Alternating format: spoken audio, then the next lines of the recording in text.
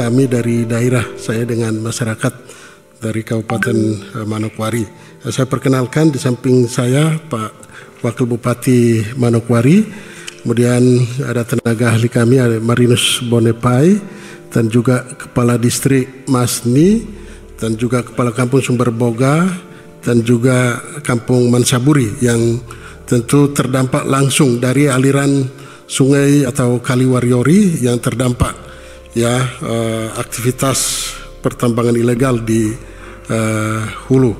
Dan juga yang kami hormati Bapak Kapolda Papua Barat dan jajaran yang juga sudah hadir di ruangan ini. Puji dan syukur marilah kita persembahkan kehadirat Tuhan Yang Maha Kuasa, Allah Subhanahu wa Ta'ala, bahwasanya atas kasih dan perkenannya kita semuanya terus diberikan kekuatan, kesehatan, dan juga kesempatan untuk terus ya mengabdikan diri kita untuk kepentingan bangsa dan negara, masyarakat.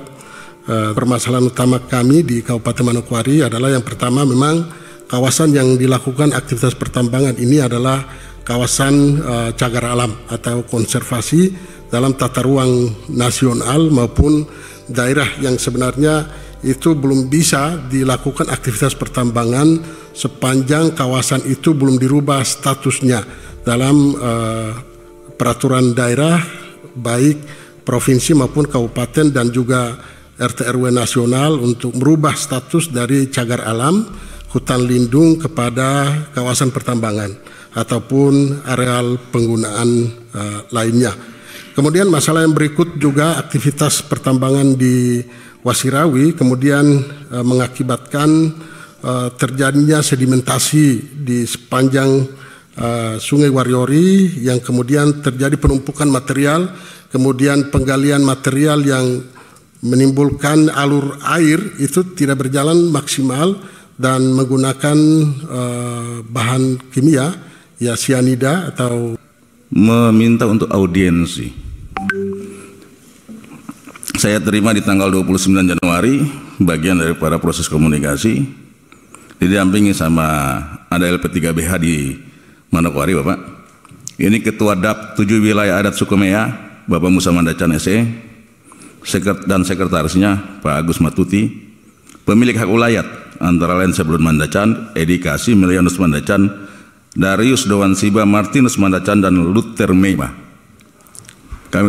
Permintaannya, pemilik hak ulayat meminta agar Kapolda Papua Barat mengizinkan beroperasi kembali tambang emas di wilayah Papua Barat, Bapak. Kami jelaskan bahwa itu kawasan lindung. Nah, menggunakan merkuri. Kemudian yang ketiga lagi yang kita dapatkan, ada terowongan-terowongan yang mereka buat dengan menggunakan bahan peledak. Itu. Nah, bahan peledak ini kan penggunaan bahan peledak harus ada izinnya. Itu. Tapi kalau digunakan di wilayah pertambangan seperti begini berarti ada pelanggaran-pelanggaran hukum yang sudah dilakukan. Nah, pertama secara ketentuan bahwa melanggar karena ini kawasan hutan lindung dibikin jadi wilayah pertambangan. Kemudian kalau wilayah pertambangan ini mungkin masuk dalam kategori pertambangan rakyat, kita bisa negosiasi. Tapi wilayah pertambangan ini sudah menggunakan alat berat sekian puluh di atas. Nah, ini yang menjadi persoalan. Sebentar, berarti dipastikan bukan rakyat yang ini? Iya, bukan pertambangan rakyat lagi, tapi menggunakan alat berat. Nah, yang berikut memang tantangan yang dihadapi oleh pemerintah daerah adalah benturan antara masyarakat setempat dengan pemerintah. Nah, dan saya pikir melalui kesempatan ini mungkin saya menyarankan kepada pimpinan Komisi 3 bahwa di atas bukan saja pertambangan, tapi lokalisasi pun juga ada di atas. Itu dan hampir bukan saja di Manokwari, di beberapa wilayah di Papua yang kita temui ada lokalisasi. Itu. Dan sudah beberapa daerah melakukan deportasi terhadap warga negara asing juga yang datang melakukan aktivitas pertambangan. Itu dengan menggunakan visa turis. Nah, tapi masih ada beberapa daerah yang terus masih berlanjut. Itu. Nah, dan memang Papua ini sangat menarik karena kadar emasnya 88%. Itu. Dan itu untuk kebutuhan pasar masuk, karena memang targetnya 88 sampai dengan 90%. Itu.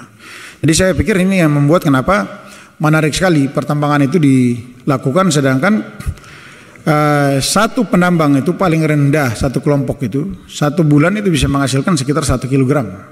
Itu. Nah di atas itu sudah ribuan penambang yang ada di lokasi. Itu. Dan memang medannya sangat sulit, jadi susah dijangkau, tapi jalannya ke lokasi itu cuma satu.